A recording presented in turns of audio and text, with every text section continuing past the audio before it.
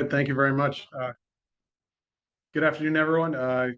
We're excited here today to just talk about AI and law enforcement in general and how we can use it and what we need to learn about it when it comes to investigations today.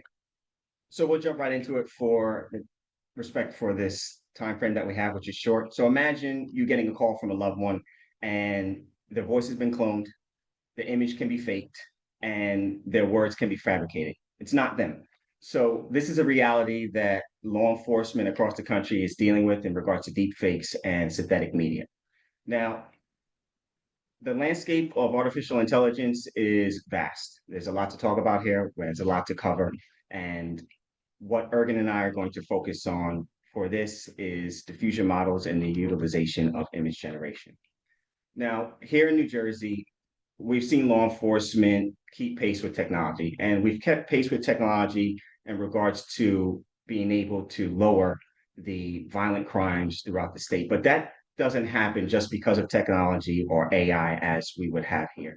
That stems from committed leadership, the troopers, detectives, task force officers, investigators, analysts, and civilians who embrace technology and AI in a responsible manner. All of that being said, you may see us go through this pretty quickly. This is a long and I would say, as Ergen giggles, uh, not complicated, but it's a realm into where we can get very deep into the weeds, but we're just going to try to keep it moving as quick as possible, answer some questions at the end, and hopefully you get something from this. So let's start off. All right. It's hard to be not it's hard to not be too technical about something that's technical. So I apologize. I try to make everything as understandable as I can to just the everyday person when it comes to these slides. So bear with me. If you see me looking up, it's not because I'm in deep thought. I have a bigger screen over here, so I'm just looking at the PowerPoint. All right. So disclaimers in general, right? AI images, you can use them in your investigations. We tell everybody, as long as it's within your policies and procedures, follow your SOPs. When it comes to your legal, your prosecutors, have them on board if you do decide to use it. Also, understand it because you're eventually going to come across this in your everyday investigations, especially going forward with AI images, AI videos, and what they're capable of nowadays. So just understanding, we're going to go over understanding AI image generators, the risks and dangers, legal hurdles. We're gonna walk you through actually how we end up creating them, the process of how it's done, and best practices. So, Yeah, so what are image generators? Image generators, and we won't read from slide to slide, and you can, advance forward, but they're tools that create pictures based on descriptions and algorithms that they have been trained on. So here we have three images that Ergen has. yeah, just going back, we're going to talk about prompts. This prompt right here is a beach at sunset with palm trees. So going to the next slide. There's three images here. We created these images. So what I like to point out is that this isn't a Google image search where I just searched these images and I just downloaded them. These were created on a machine that was not connected to the internet with image models that are trained on pictures. So those images in general, we call them, when we investigate anything that's image related, we have hash values. What hash values are is they're fingerprints for pictures. All those are unique hash values, meaning that there's no other picture that exists that are like those three that we generated here. So the process of how it works, data collection, these models, uh, if you ever heard of Stable Diffusion, just throw it out in the chat. Stable Diffusion, August 22nd in 2022, Stable Diffusion was released. So with that said, it was one of the first biggest open source image generators out there. That model itself, I think it was trained on over 1.5 billion pictures that is scraped from the internet. What it does is it looks at pictures and it captions them. So if it sees a picture like a dog, a tree, a car, It's the image and then a caption that goes along with the image. And it's continually doing this for the millions of images that it has. So the process, it's not memorizing the pictures. It looks at the pictures, it's pattern recognition. It's looking at shapes, colors, different values in the picture that make it unique. So one of the ones we generated here, we inputted a basic prompt, like a cat playing a piano. And this was the output. So what did the model do when it created these images, right? A cat, it's trained on a bunch of pictures of cats, it's trained on a bunch of pictures of pianos, and it's also trained on pictures of someone or something playing the piano.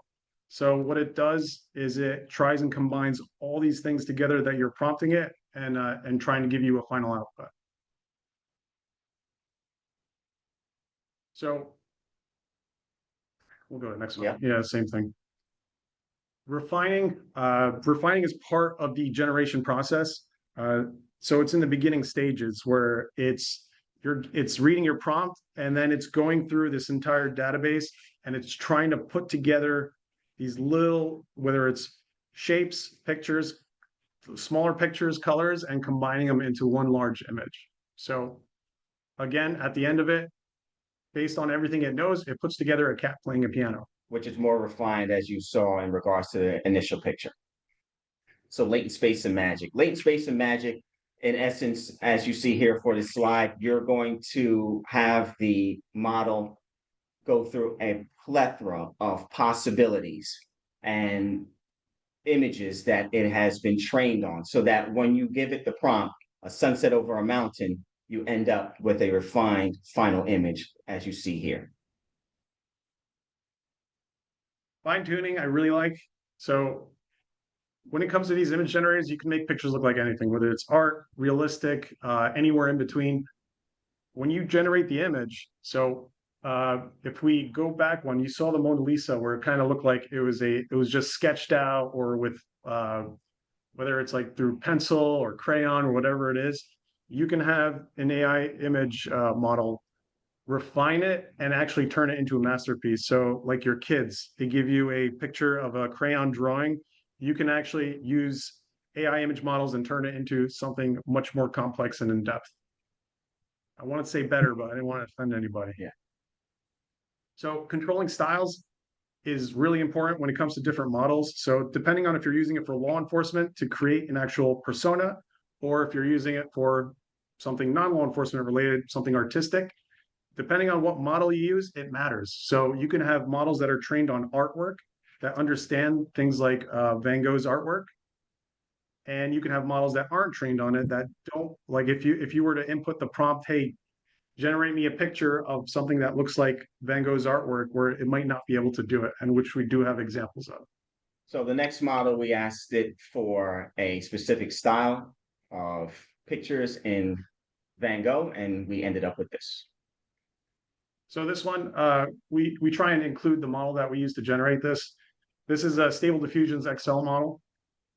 As you can tell here, that looks like Van Gogh's artwork to me. I mean, it even has Starry Night in the background of one of them. So I know for a fact that this model specifically was trained on Van Gogh's artwork. Going to our next model, Flux One Dev. Lou and I love this model for realism. When it comes to generating personas, this one does a way better job. But what do we see here? We use the same prompt we used previously for SDXL. And the output for that prompt, it didn't come out as good. That, to me, that looks like an artistic, portrait of a dog, but not in the form of Van Gogh's artwork.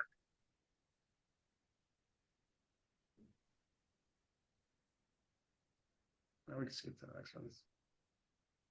So, yeah, why does it work? My favorite way to explain this is in the state police, we have our forensic artists, right? Our sketch artists, where they're given a description of something, and from their training and experience, they're able to sketch out something that looks almost identical to what somebody's describing to them. That's based on a time, experience, training, if they went to art school maybe, or maybe if they're self-taught, but that's something that happens over time. With these image generators, it's the same thing, pattern recognition, it's learning. Next one. All right. So if you've heard of any of these image generators, I mean, I've been talking about Stable Diffusion, talked about Flux AI. When I say Flux One Dev, that was actually made by Flux AI. Black Forest Labs, those were individuals that actually used to work for Stable Diffusion. They decided they can make a better product on something that fits what they're looking for. So they branched off and started their own company. But Dolly's a huge one that's out there. They're closed sourced. When I say closed source, that means that everything that they have and own is proprietary to them. Stable Diffusion, most of their products are open source, meaning I can download it today and use it for free. Midjourney, proprietary, and Flux AI, most of their products too, open source. So we're cops. We like free products because, you know, everyone knows in government, you know, budgetary concerns are, you know, it's a thing. So when it comes to being able to use something like this, open source products will definitely help you. And just real quick, we're very accustomed and aware of the tech space. So as quickly as we make some of these presentations, some may be saying, well, what about Nano Banana? Those who are in the know. Things are constantly being created and made. So Nano Banana by Alphabet, Gemini, Google, if you will, is another image generator model that is on the up and go and popular. This is next. What is prompting? Prompting is a huge and it's a very important aspect to the creation of images and what they look like, their quality, and your end goal. Prompting, in essence, and how you talk to the model, and what I like to state in our trials and errors in regards to diffusion models as well as your large language models. Depending on the size of it, depending on your machine, you may get a smaller large language model that, in essence, you want to ask it, what is the capital of New Jersey? And it will tell you San Francisco. Well, it tells you San Francisco because the prompting wasn't correct. It's really based on how it understands your question as to where you can ask one of the larger models that are in use today, what is the capital of New Jersey? And it will tell you Trenton. So that is a small example, and these next slides will try to hit home that it truly does come down to prompting and the language model or diffusion model that you are trying to get a specific result with, because as we talked about with SDXL, Stable Diffusion, or Flux One Dev, the prompt that you give either one of those models is going to give you a different outcome. And sometimes even within the same model, and we're not going to go too far down that rabbit hole, you also may get slight differences in regards to the result that you'll get when you prompt. Importance of prompting, an example here. You'll have one prompt, and on the left, you'll get an image that is mutant generated in some form or fashion with two tails, and the detail and the lighting isn't as, I guess, aesthetically pleasing, if you will, or not exactly what you were looking for. But then on the right-hand side, you now have a cat with one tail, you have beautiful lighting, it's, you know, exactly what you were looking for. So unlocking the potential of prompting, adding modifiers, as we mentioned before, talking about whether you want it in the style of Van Gogh or a certain artist, if the model was trained on that, using words like hyper-realistic or anime or cartoon. Those are different keywords, and I'm looking for keywords and identifiers, if you will, that are going to drive your model or your result in a specific direction. Balanced prompting, there's overloading. There's a way and means as to, and again, excuse us if we're kind of like flying through this, but not only is there one extreme as to where your prompt is too vague, but then you can also get to the point where you're putting in too much information. So therefore, the model that you're dealing with is going to drop off the rest of your prompt. So you don't want something that has 3 words, but then sometimes, believe it or not, you put in 300 and it's not going to set all that, and you're wondering why you're not getting the result that you want. So you really need a solid balance in the prompts that you utilize with these different models. Variations in prompting. and what I mentioned before, you have different training data sets, the architecture of it, tokens and parameters, something that we can go far down on. The response to the prompt link, community tooling ecosystems, whether it's open source, closed source, what it understands. Prompt engineering, that is a real thing. That is a space that is developing as of right now, and it is a balance between art and science, without a doubt. You have your specific algorithms that you should follow and your patterns that you should follow, but then there's that creative aspect and how you put those two things together. So experimentation, as you see, is the first bullet here, is important. Thinking outside of the box, how can I put these words and phrases together in a creative manner to, get this model to understand what it is I'm trying to achieve, as well as learning from your examples and drills. Yeah, something. Good. No, good. All right. So when it comes to prompt examples, some models out there, they require it. You definitely need a positive prompt is basically what you're looking for. And some do have the negative prompt option. There's only one in specific I could think of that doesn't use negative prompts. That's Flux One Dev. That one, you can't input a negative prompt. So this one was, I think we used SDXL to generate. So for a positive prompt, you can look at the way it's set up, right? A vintage low res selfie photo, a blonde 30-year-old wearing jeans and a sweater. Right here, I have strength indicators. I want this individual to look shy. And I gave it a 1.5, embarrassed, 1.5, timid smile, 0.3, sitting on a bed, blushing face, looking at the camera. So very distinct. I'm kind of giving it exactly the instructions that I'm looking for. Negative prompt, I always throw in there, whether it's trained on it or not, I always throw in things that obviously you don't want to have in your picture. Disfigured, nude, unattractive, cartoon, animated, 3D, painting, black and white. So using this prompt example, go to the next slide. These are three outputs that were generated to us by SDXL. So looking at these specifically, I can see that pretty much everything I was looking for in the image I requested, I think it hit pretty spot on. And this is an older model in terms of realism. This did a really good job in terms of making a realistic picture. I mean, kind of looks like a picture you would see in a magazine.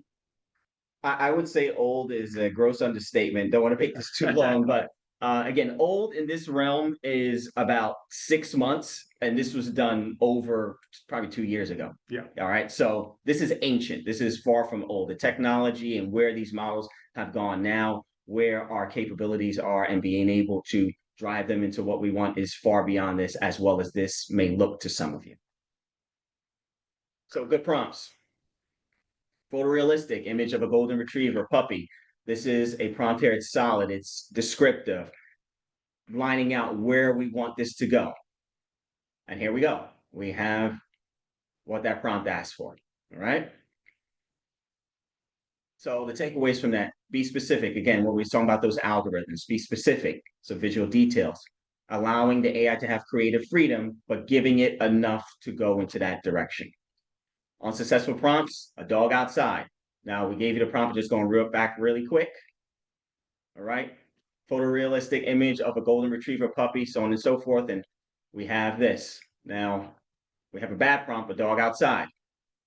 Not saying that this is bad. Some of you may love the fact that it's a dog outside, but it doesn't have those qualities as we saw with the one that was a lot more descriptive. And just so you guys understand, we asked the AI to generate us 3 pictures based off the same prompt back to back. So our machine, which is not connected to the network, everything's run locally here in a secure environment.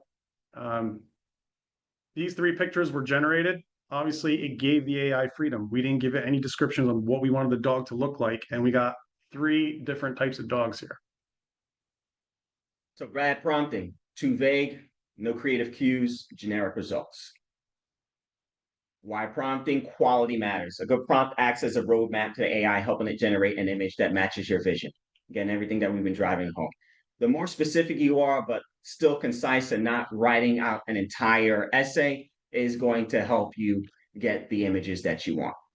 That's why it matters, depending on the model. So risks and dangers. So when it comes to utilizing products like this for work, Obviously, if you're going to use it for law enforcement purposes, you want something that's secure. You want something that's run locally, not connected to the internet.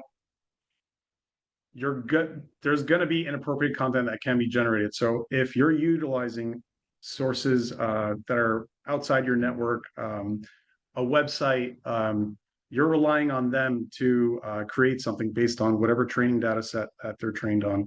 Whereas if you're utilizing something open source and you're training, we're going to get into it later. We're going to call them LoRa's. They're pretty much mini models that Lou and I train ourselves.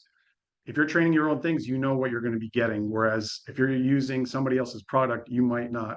You might get something that you weren't looking for or inappropriate content. And not LoRa as in the name, but LORA, standing for low ranking adaptation, but LoRa. So privacy and digital footprints. Hit that. Yeah. So this is going to come from our cyber background. We spent years over at Cyber Crimes Unit. When it comes to using anything online, all these online products, it's data collection. If it's free, you are the product. They're learning about you, whatever images you're generating, whatever prompts you're asking it. It's recording data about you in order to better their product. So when it comes to something, if you want to utilize something like this for law enforcement purposes, you want something that's secure, right? So you want something that doesn't collect your data, that doesn't collect your pictures or your prompts. Digital footprints, right? Your IP addresses that are hitting that website where they see that, hey, this is a government IP that's utilizing our services. In general, when it comes to safe practices for things like this, it's better to have your own secure machine set up. Yeah, and we're aware of privacy settings and clicking options as to not collect information and not being part of data sets. But again, this is a workshop on the uses of AI and this kind of technology in law enforcement. And the best and safest practice when it comes to law enforcement officers and agencies is to work in a space that you control 100%. Not saying that everybody can, and that'll be the case. And we understand from a perspective of cost and capabilities and utilizing services that do secure what it is you're doing. However, from our personal experience and what we know and understand, if you can have a setup like this that you control from the standpoint of the generation, the logs, where everything is, that is in essence the best way to go about this. We're going to kind of fly through these because you may see your state here or one that's close to you, but this is just an existing legal framework in regards to deep fakes and not cyber, but yeah, more or less deep fakes. That's the any laws that your states have regarding just artificial intelligence and AI images or artificially enhanced images. So Texas, Florida, Louisiana, those different acts there. South Dakota, some information there. And you'll see the dates of how recent some of these things are. So New Mexico. Yeah. Indiana and Washington, Tennessee, Oregon, Mississippi. And here we are with challenges of and future and digital investigation. So evolving technologies, future trends, and staying updated. All right. So I'm not going to read this to you.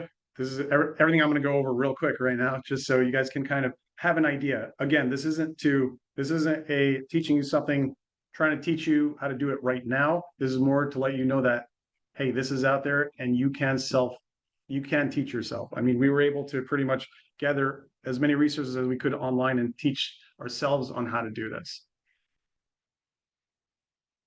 So when it comes to your forensic machine, we like to keep things isolated, not connected to a network where we're in control of everything from A to Z. This is the forensic machine that we use, whether it's grant money or state allocated money that we're able to utilize. Personal money. or sometimes personal money. We try and spec out a machine that can handle what we're asking it to. Yeah, and these are just suggestions. You might see two cores in here. Just to clarify, we don't have two different cores in the machine. Each of us has one of the other in our forensic boxes. So these are recommendations. If you're looking for AI toolkit I recommend. So when we generate our own smaller models to make pictures, we utilize AI toolkit. Flux 1D is probably one of the better realistic models out there. In recent months, there have been other models released that actually do a better job than Flux Yes. 1D. So Yes. 24 gigabytes of VRAM. That's your graphics processing unit. That's highly, highly recommended. You do need a lot of VRAM in order to run something that can generate good quality images. At a starting point. Yeah, so I can use this laptop that we're on right now to generate an image. It's gonna look like this image right here on the PowerPoint. Whereas if I'm trying to generate a person, this laptop here would not be able to generate a person because it requires more processing power. So this is just a screenshot of Web UI Forge. It's one of the, I know it looks complex. It's one of the more simple tools out there that you can see. There's a positive prompt, negative prompt. This is something I can talk about this for like 3 hours, but if you do have time, look into it. It's Stable Diffusion's Web UI Forge.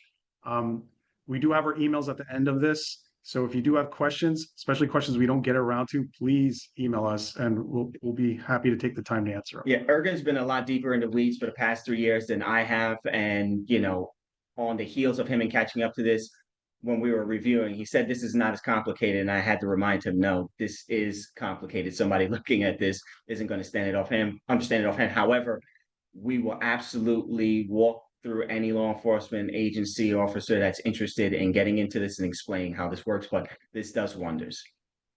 All right. This is AI Toolkit. This is kind of the process of, not to scare anybody, although it does look kind of scary, right? If you've never seen it before, but for our tech savvy people, it's just the command prompt when you're training images and how that process looks on the back end, which Lou and I are looking at this screen consistently when we're utilizing our AI tools. Because if there's an error, it's in here. And we're constantly fixing things because it is an open source community, so not all tools work the way they should. So when there is an issue, error, something breaks, we find it in here and we're able to look it up and make it work. Hugging Face, one of the best AI resources out there. They host everything from large language models to AI image models, anything and everything you need. I can almost guarantee you should be able to find it on huggingface.co. Great learning resource.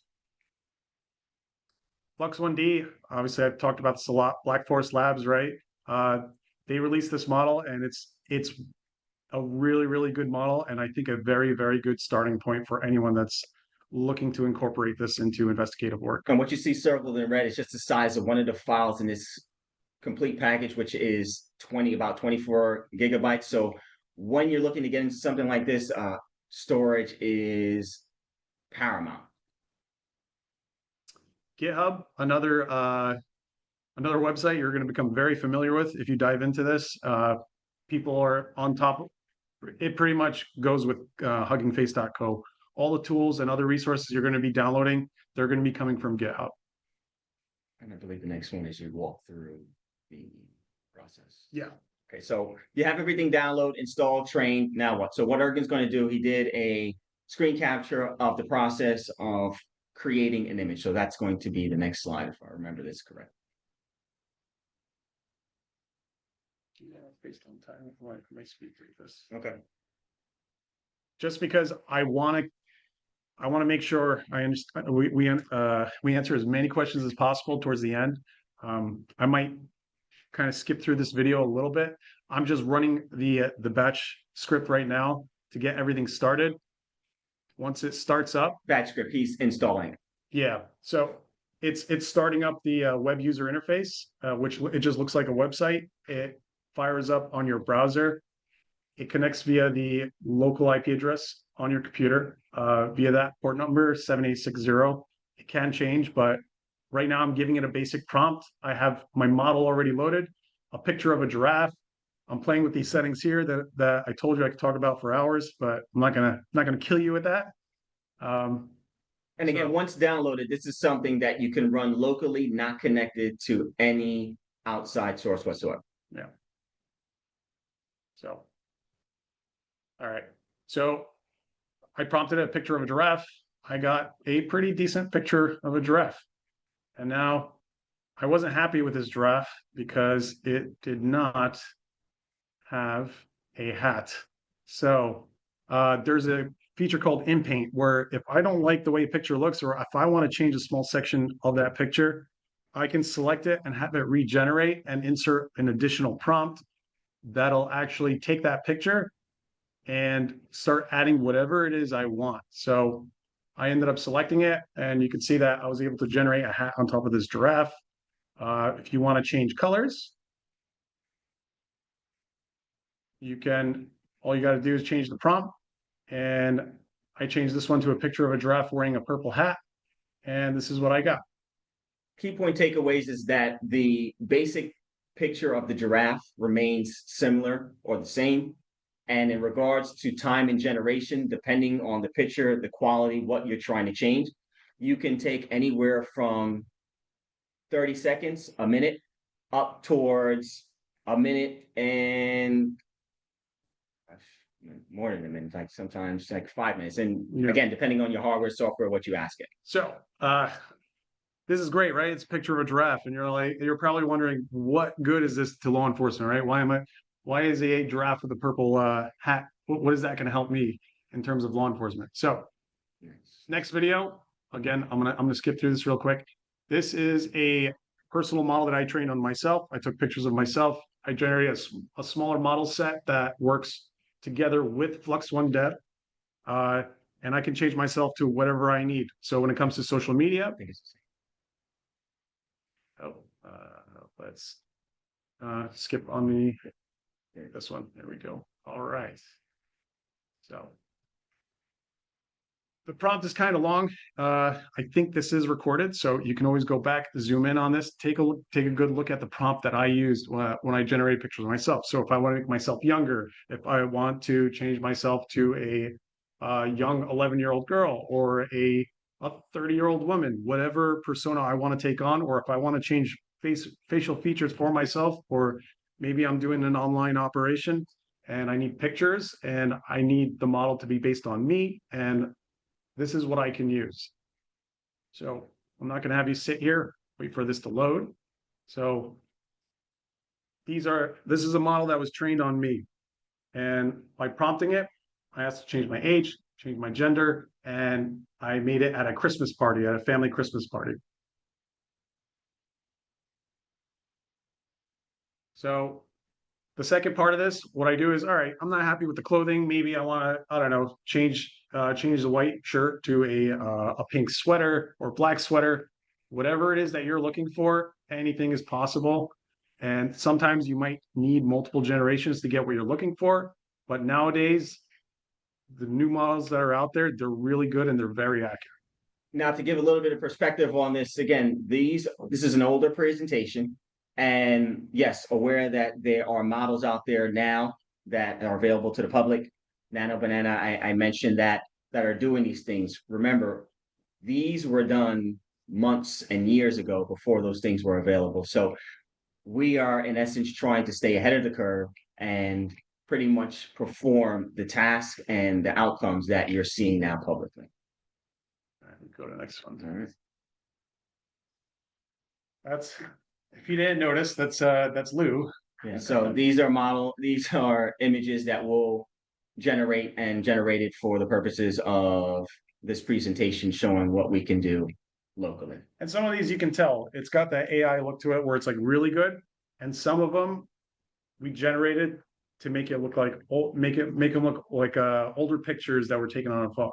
So in terms of whether it's professional photography or amateur photography, there's different models that you can use to make it look like what you want. So this is the picture on the left is an actual picture of me sitting inside my office. That's Darth Vader in the background, my locker.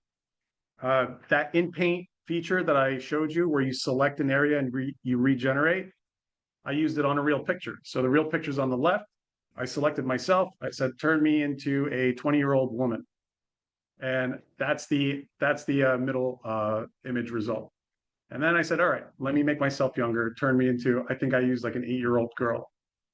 And that's the results on the right side. So in painting and editing a real image, whether it's a real place or you need to use a real place as part of your investigation, this is always an option. And a very key point to this, and it is recorded, but you can look at the differences in the image, what remained the same and what changed. So just looking at his face in general, he went from a smile to a smirk, but everything in the background, in essence, remains similar.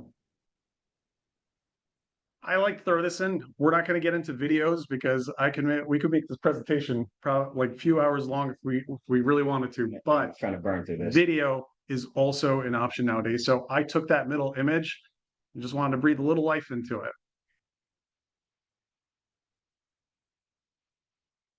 Short 5-second video, right? You can make these as realistic as you want. That's just me saying, hey, when I prompted it, hey, just make her smiling at the camera, moving around. Go to the next slide. And just real quick, that isn't the option as you would have on a phone where it's taking a motion picture. That is a still image that has no motion attached to it that the model then animates. All right. All right, decided to have a little fun with this one and bring Darth Vader to life.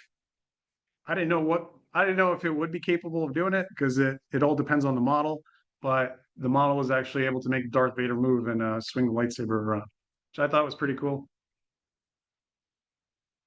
We're gonna rip by this one real quick. ControlNet is a good option for different forms, poses. If you want someone to, I don't know, say like part of your investigation, you need somebody doing peace sign and you're having trouble generating that picture where it's not coming out right, where only one finger is up or the fingers come out messed up, which occasionally does happen, less nowadays, but still happens every once in a while.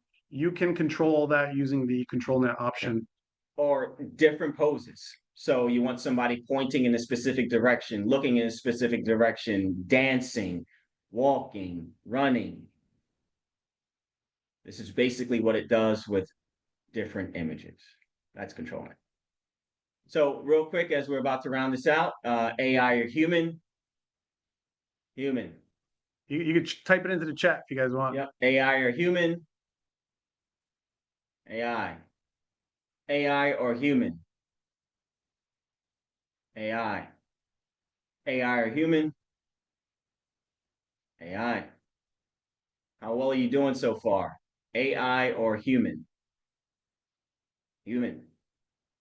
AI or human? AI. Who's 100 for 100 so far? AI or human? AI. I like this one. When Stable Diffusion first came out in 2022, this was one of the first pictures or one of the first 1,000 pictures I generated within a week of having it just to see what it's like when it comes to generating people. You can tell this is definitely AI generated, I don't but know. I thought it was human. still not terrible, right? But you know, it's got that AI look to it. And AI or human? Human. AI or human or a well-filtered social media picture? AI. AI or human? Human? AI or human? I think you're getting the point. I'm gonna think about two or three more. AI or human? This one had Ergen thinking. That's human. That's my Uncle Ronald. AI or human? Human. AI or human? Our director might know. definitely AI. Human. He took it. AI or human? This is definitely human. No, AI. All right. All right, we have a quick video for you guys. This is with Reid Hoffman. I think he was actually co-founder of LinkedIn. Plenty of books out there. Really smart guy. When he released this video, I think this video is about. I think it might be about 2 years, maybe 2023, April of 2023. So it's old. It's old Ancient. enough. Ancient. Yeah, it's ancient in terms of AI, but this was back a couple of years ago. So just sit tight and enjoy. Well, let's let it go. Reid AI, introduce yourself to everyone. Hello, everyone. I'm thrilled to be here today. I'm an AI-generated version of Reid Hoffman, his digital twin. My thinking and everything I am saying comes from a custom GPT that is based on 20 years of Reed talking and making content. So I've read all his books, watched his speeches, and listened to his podcasts. I think it gives me a pretty good sense of how you approach the world, Reed. So first, I'm going to challenge Read AI with some questions, see what it can do, how good its content is in mirroring what I might say. Then the tables will turn and I will challenge you with some questions about AI and tech. Of course, for the second question, whether or not I'll answer. Well, okay, challenge accepted. Let's get started. Let's take a real piece of work from me, Blitzscaler. I wrote a 336-page book. And how do you explain it in one sentence? To a smart person, to a 5-year-old, well, for the Star Trek fan, in Klingon, and as Jerry would explain it in Seinfeld. Okay, condensing your entire strategy from a 336-page book into one sentence, and starting with the explanation for the smartest person in the world. Blitzscaling is a strategic acceleration of organizational growth to seize market dominance by prioritizing rapid expansion over efficiency, leveraging capital and network effects to outpace competitors in winner-takes-all markets, despite the attendant risks to scalability and operational stability. Now, for a 5-year-old, blitzscaling is like building the biggest tower super fast before anyone else, even if it gets a bit messy, so you can be the leader of the tower game. And now for a Klingon, blitzscaling OH plus Vittelheg Duj Luchar Glutavistelhab A Dok Bam Viol, Hawk competition by POQ A Market Dahara. And finally, like Jerry in a Seinfeld episode, blitzscaling, it's when a company decides to floor it on the highway of business, ignoring the speed limit, racing to be the first to that big golden market share in the sky, all while hoping they don't run out of gas or, hit a tree. It's like, who cares if we're burning cash like it's a bonfire? We're getting to the front of the line, baby. Efficiency, please. That's for those in the slow lane watching us fly by.